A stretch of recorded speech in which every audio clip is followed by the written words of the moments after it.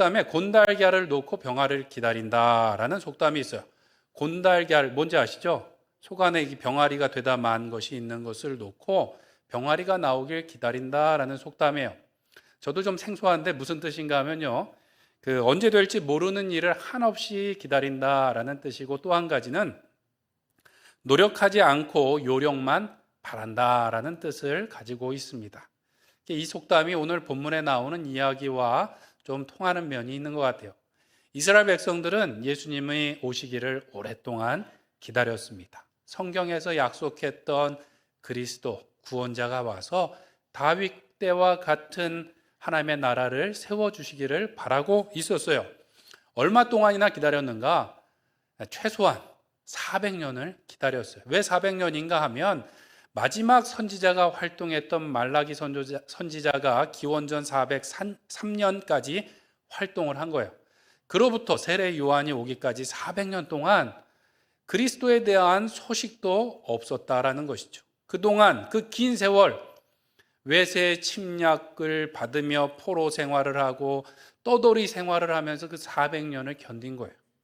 그리스도를 보내주십시오라고 기도할 뿐만 아니라, 아니 그냥 선지자를 보내주셔서 언제 구원이 임하는지만 좀 알려주세요라는 마음이 그들 가운데 있었죠. 400년이에요. 400년. 조선왕조 500년 하는데 400년 동안을 그렇게 한 말씀만 주옵소서라는 마음으로 기다렸다는 것이죠. 기원전 142년에 마카비 그 형제들이 독립운동에 성공하면서 하스몬 왕가라는 이스라엘 독립 국가를 잠깐 이룹니다. 그러다 보니까 이제 다윗의 왕조가 회복되는구나, 그리스도가 오실 것이다라는 마음이 더 충만하고 충만할 때였습니다. 어떤 사람들은 그 무장봉기를 일으켜서 독립운동을 하기도 하고, 어떤 사람들은 광야로 가서 SNF파처럼 그렇게 금욕적인 생활을 하고, 바리새인들이나 서기관들도 나름대로 예수 그리스도가 오시기를 기다리고 있었다라는 것이죠. 그런 가운데 드디어 하나님이 보내신 선지자가 온 거예요. 바로 세례 요한이었습니다. 세례 요한은 미래가 보장된 제사장 가문이었어요. 그런데도 불구하고 광야로 가서 낙타 옷을 입고 석청과 메뚜기를 먹으면서 하나님의 말씀을 전했다는 것이죠. 무슨 말씀을 전했나요? 회개하라, 천국이 가까웠다 라는 말씀을 전하면서 세례를 베풀었다라는 것입니다. 수많은 사람들이 이 세례 요한이 하나님께서 보내신 선지자라고 확신했습니다. 그래서 많은 사람들이 세례 요한에게 세례를 받으러 나갔던 것이죠. 어떤 사람은 엘리야가 살아 돌아왔다라고 하기도 했고요. 오늘 15절에 보면 사람들이, 그것도 모든 사람이 세례 요한이 혹 그리스도신가 심중에 생각했다라는 거예요. 얼마나 그리스도가 오기를 기다렸으면 세례 요한이 왔을 때 이가 메시아인가라는 그런 생각을 모든 사람이 했다는 거예요. 근데 재밌는 것은요, 세례 요한이 성경에 보면 기적을 행했다라는 말이 없어요. 놀라운 기적을 행하고 병 고치고 귀신 쫓고 뭐 무리를 걸었다 이런 얘기가 없습니다. 그러함에도 불구하고 백성들은 이 세례 요한이 약속하신 그리스도가 아닌가라고 생각을 했다는 거예요. 세례 요한은 그것을 알고, 아닙니다, 나는 장차 오실 그분의 신발끈을 푸는 것도 감당할 수 없습니다. 이 말은 무엇인가 하면요, 로마 시대 때는 손님이 집에 들어가면 노예들이 이 손님이나 주인의 신발끈을 풀고 발을 닦여주고 이 신발을 들고 있는 것이 그 당시의 풍습이었습니다. 세례 요한은 그런 일을 감당할 만한 사람도 못 됩니다. 그분은 너무나 크신 분입니다 라고 이야기하면서 복음을 전했다라는 것이죠. 우리가 읽진 않았지만 18절에 보면 이 세례 요한이 백성들에게 신임만 있었을 뿐만 아니라 백성들에게 여러 말로 권하고 어떤 소식을 전했는가? 좋은 소식을 전했다라는 거야. 좋은 소식을 전했다.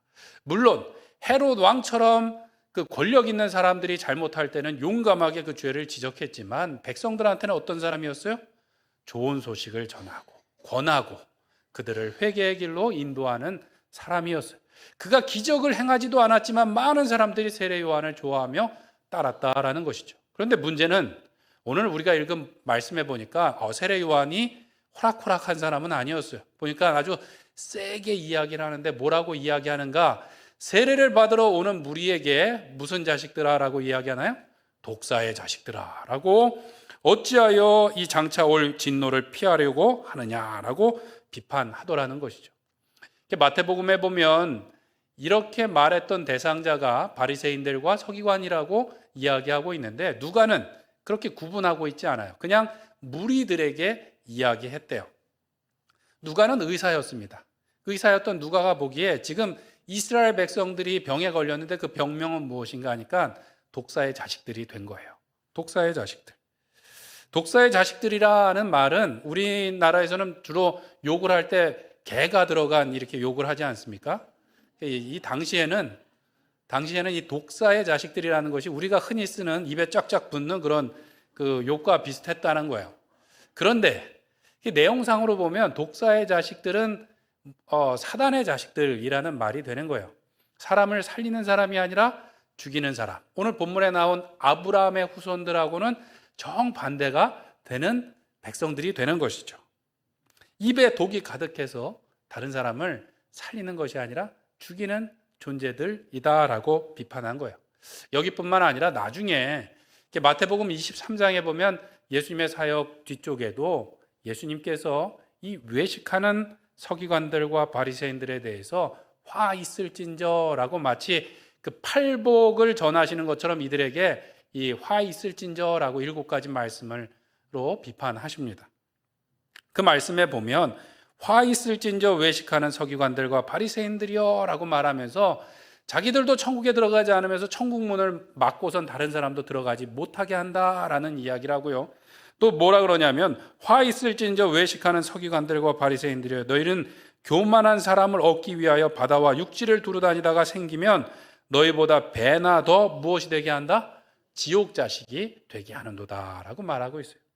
세례 요한이 이렇게 심각하게 비판했던 이유는 자기만 망하는 것이 아니라 막 그 같이 망하게 할 사람들을 두루 찾으며 다니면서 그 길을 막고 있더라는 것이죠. 그런데 그들의 가장 큰 잘못, 반복되는 말씀은 무엇인가 하면 화 있을진저 외식하는입니다. 외식하는 바리새인들과 서기관들이요 라고 말씀하셨어요. 겉과 속이 다르다는 것이죠. 겉으로는 하나님을 너무나 잘 섬기는 것처럼 보이고 싶어 했지만 그들 마음속은 탐욕과 죄로 썩어 있었다라는 거예요. 그들은 세례 요한을 사실 믿지 않았어요. 나중에 예수님께 덫을 놓고자 왔을 때도 끝내 대답을 안 해요. 세례 요한의 세례가 하늘로부터냐 사람으로부터냐 그러는데 아닌 줄 알면서도 끝까지 대답을 안 합니다. 세례 요한이 하나님의 사람이라는 것을 믿지 않았는데 오늘 세례 받으러 온 이유는 무엇인가? 사람들에게 그럴듯하게 보이기 위해서, 사람들에게 비난받지 않기 위해서, 사람들의 마음을 현혹시키기 위해서 지금 세례 받으러 왔다라는 것이죠. 뿐만 아니라 이 사람들도 메시아를 기다린다고 말했겠죠. 하나님을 섬기면서 그리스도가 오실 것을 기다린다라고 말했지만 믿지 않았습니다. 기다린다고 말했지만 실제로 예수님이 오셨을 때 많은 기적과 이사와 또 말씀을 전해 주실 때 믿지 않았어요. 사람이 죽었다가 살아나도 믿지 않고 하늘로서 오는 표적을 보이라고 끝까지 요구하는 것을 보게 됩니다. 결국 믿지 않았을 뿐만 아니라 어떻게 했나요? 예수님을 잡아 죽이는데 앞장섰던 사람들이라는 것이죠. 당시에 많은 사람들이 하나님의 구원과 구원자를 기다리고 있었는데 가만 보니까 말로만 기다린다고 하고 실제로는 그렇지 않은 사람들이 있었다라는 거예요. 그러니까 세례 요한이 이 독사의 자식들아라고 비판을 했다는 것이죠. 우리도 살다 보면 정말 이것을 원합니다라고 말하는데 실제로 원하는 게 그것이 아닐 때도 있어요. 그리고 간혹 우리가 기도하면서도 진짜 내가 원하는 것이 뭔지 모를 때가 있습니다. 이렇게 뭔가 모순된 행동을 할 때가 있어요. 우리는 어렸을 때부터 우리의 소원은 통일, 꿈에도 소원은 통일이라고 이제 노래를 부르면서 자라왔고 뭐 여전히 우리가 그것을 바라고 있는데 막상 TV나 또는 신문에서 통일이 되면 이 정도의 비용이 필요하다 그러면 다들 허걱하는 거죠. 그리고 통일이 돼서 뭔가 이렇게 우리의 생활이 불편해진다라고 말하면 지금 당장은 말고요 라고 대답할 분들이 많이 있을 것입니다. 우리는 정말로 통일을 원하고 있는가? 내일 당장 통일이 되면 좋겠는가? 라고 말하면 멈칫 할 수 있는 거예요. 왜냐하니까 이미 탈북해서 우리 가운데 정착해 있는 새터민들 만나보셨나요? 사실 별로 만나보실 일이 없었죠. 조금 더 이제 규모가 있는 교회는 이제 그런 사역들도 있고 만나보면 이게 뭔가 가까우면서도 먼 것 같은 이런 느낌들이 있어요. 뭔가 서로 다름에서 오는 또 반가움도 있지만 그 차이도 분명히 존재하더라는 거예요. 그러니까 우리가 통일을 바라고 있지만 진짜 통일을 바라는가라고 말하면 한 번 더 생각하게 되더라는 것이죠. 마찬가지입니다.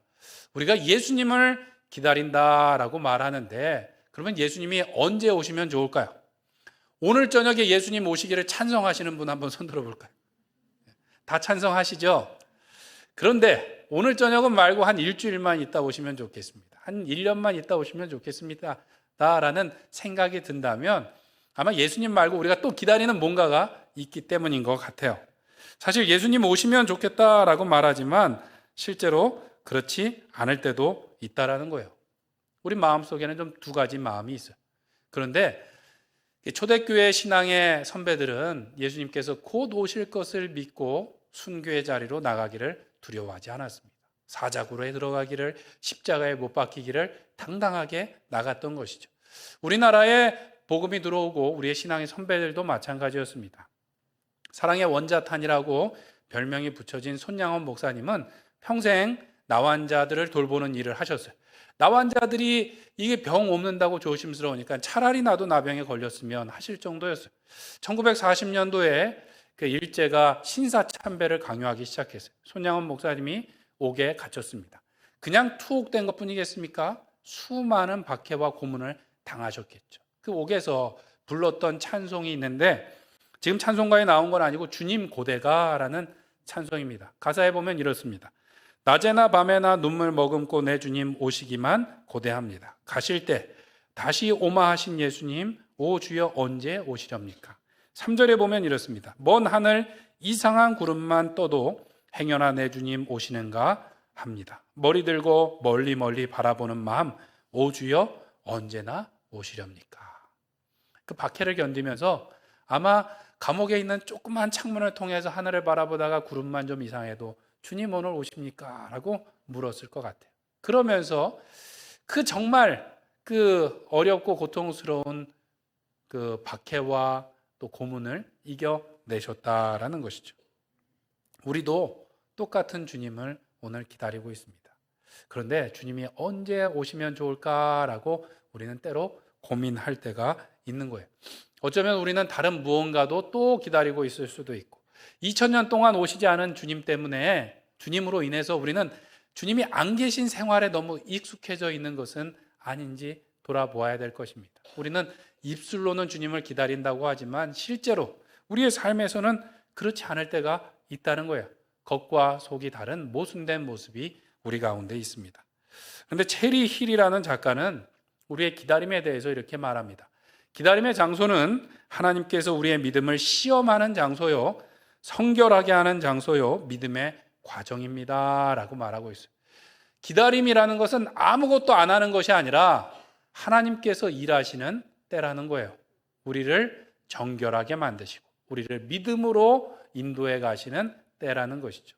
때문에 모세에게 광야에서 40년이 필요했고 이스라엘 백성들은 사흘이면 갈 길을 40년 동안 돌아가면서 하나님의 만지심, 하나님의 인도하심을 받았다라는 것이죠. 오늘도 우리가 예수 그리스도를 기다리면서 아무것도 안 하는 것이 아니라 주님의 인도하심을 따라 그 길을 준비해야 될 줄로 믿습니다. 세례 요한은 그것을 준비하라고 이야기하고 있는 거예요. 무엇을 준비하는가? 회개하고 그에 합당한 열매를 맺으라고 말하고 있습니다.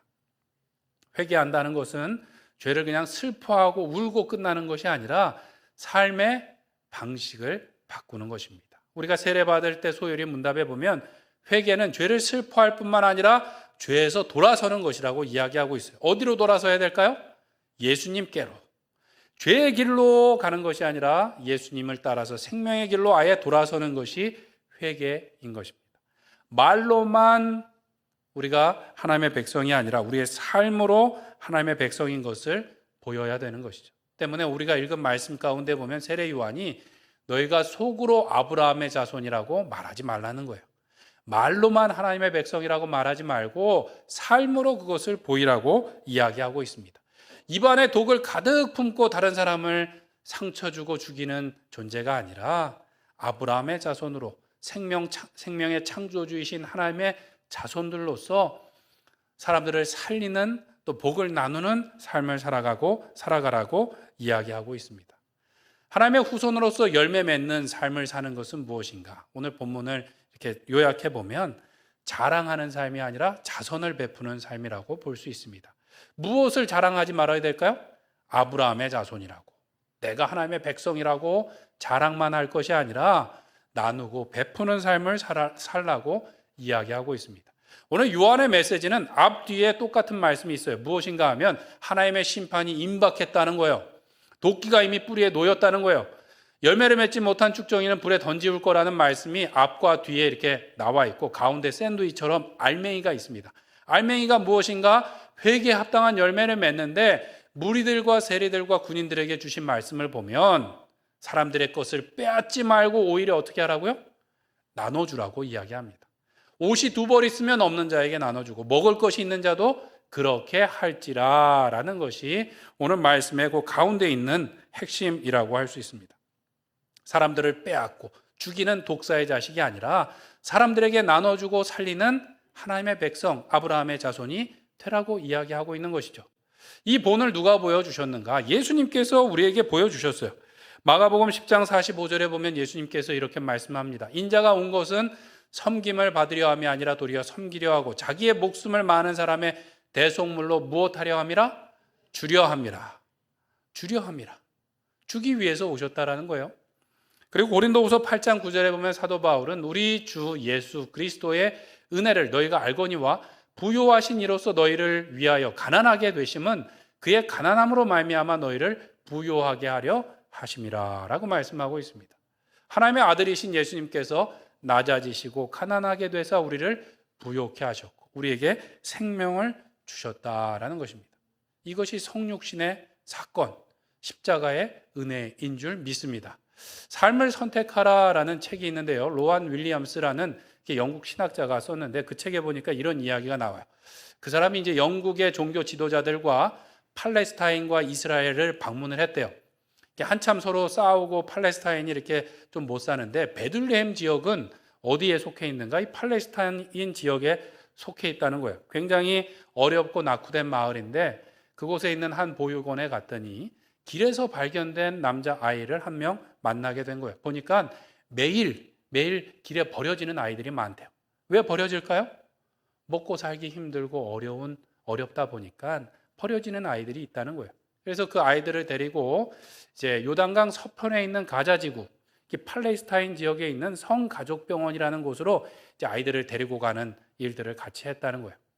근데 그 팔레스타인 지역은 사실 못 살고 굉장히 낙후되어 있는데 이 성가족병원은 굉장히 좋은 시설을 가지고 있대요. 이스라엘에서도 손꼽힐 만하고 영국 병원들만큼 좋은 병원 시설을 가지고 있을 수 있었던 것은 영국과 여러 교회들이 후원을 했기 때문인데 당시에 그 팔레스타인과 이스라엘의 분쟁이 잦아지면서 후원이 끊겼다는 거예요.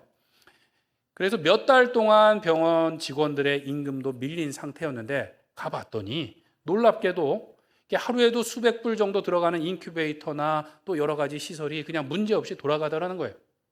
어떻게 그렇게 되었는가 봤더니 병원 직원들과 의사들의 헌신을 통해서 월급도 받지 않고 오히려 비용들을 구해다가 그 사람들에게 그 의료 서비스를 행하고 있다는 거예요.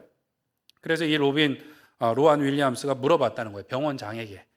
어떻게 이렇게 할 수 있었느냐고 물었더니 그 병원장이 하는 말이 이 모든 시설이 여기 있어야 하는 이유와 치료 활동을 계속 해야 하는 이유는 아주 단순합니다. 가장 가난한 자가 가장 좋은 것을 받아야 마땅하기 때문입니다. 라고 대답했다는 것이죠. 자기들의 희생을 통해서 병원의 최고의 서비스를 하고 있는 이유가 무엇인가 하면 그것이 마땅하기 때문이래요. 왜 마땅한가?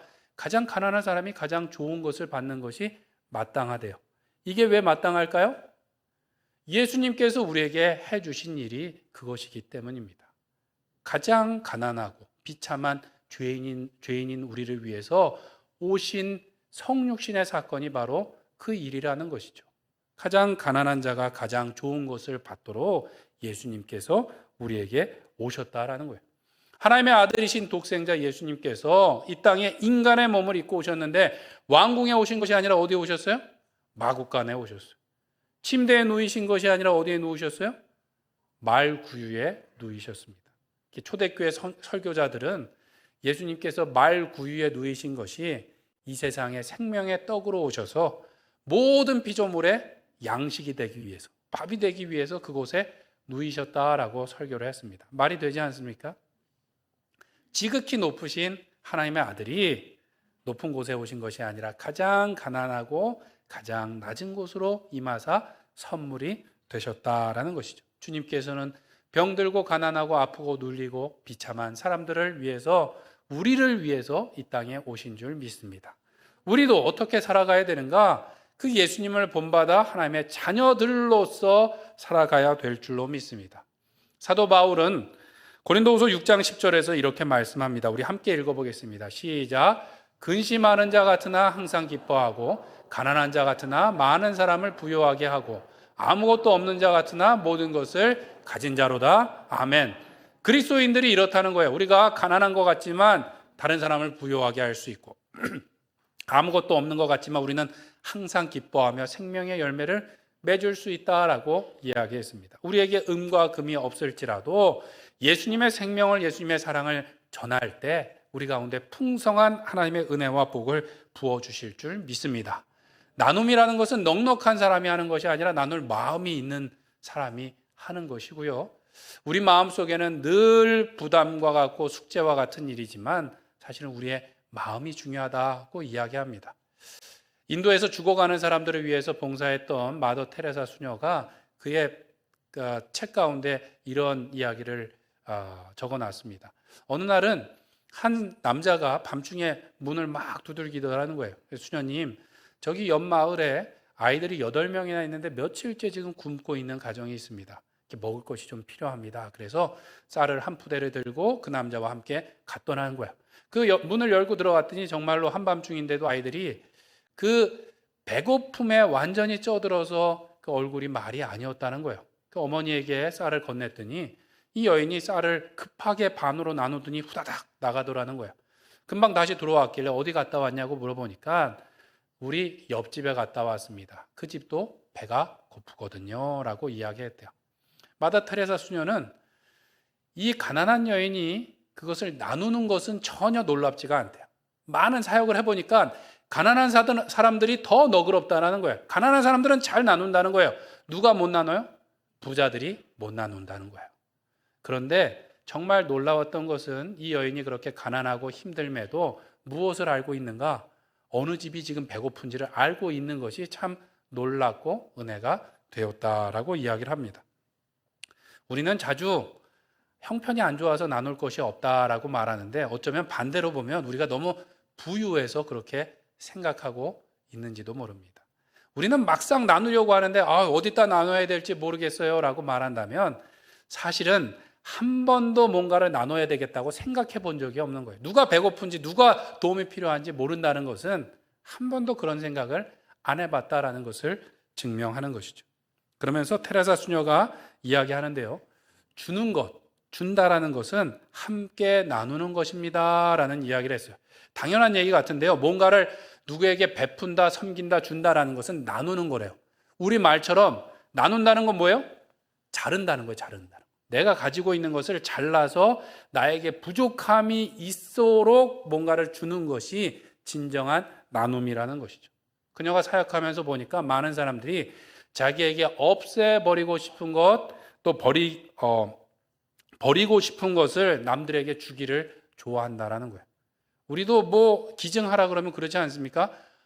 안 입는 옷, 헌 옷, 샀지만 두고두고 그냥 쌓아두고 있다가 이제는 입을 수가 없는 옷들을 또는 물건들을 우리는 기부하기를 원하는데 테레사 수녀는 그것은 나눔이 아니래요.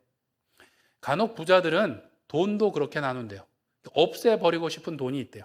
국가에 내야 될 돈을 대신 자선단체에 기부하거나 또는 뭔가 찜찜한 일을 덮기 위해서 큰 돈을 가지고 있는데 그런 것들을 거부할 때가 있대요. 없애버리고 싶은 것, 남는 것을 나누는 것이 아니라 내게 있는 것을 부족함이 느끼도록 나누는 것이 진정한 나눔이라고 이야기합니다. 사랑하는 성도 여러분, 하나님께서는 우리에게 남는 것, 없애버리고 싶은 것을 주신 것이 아니에요. 가장 소중하신 예수 그리스도를 우리를 위하여 주신 줄 믿습니다. 우리가 회개에 합당한 열매를 맺고 예수님을 따라 산다라는 것은 더 가지려고 하는 것이 아니라 예수님과 같이 나를 내어줌을 통하여서 생명을 나누고 사랑을 나누는 삶인 줄 믿습니다. 우리가 말로만 하나님의 자녀들이라고, 아브라함의 후손들이라고, 약속의 백성들이라고 이야기하는 것이 아니라 우리가 가진 것이 부족함을 느끼도록 뭔가를 나누고 줌으로써 예수님을 닮아가는 우리 성도님들 되시길 간절히 축원드립니다. 오늘도 우리는 성탄절을 이제 맞이하게 될 것이고요. 다시 오실 예수님을 기다리고 있습니다. 성탄절이 옛날 같지 않은 것은 왜 그럴까요?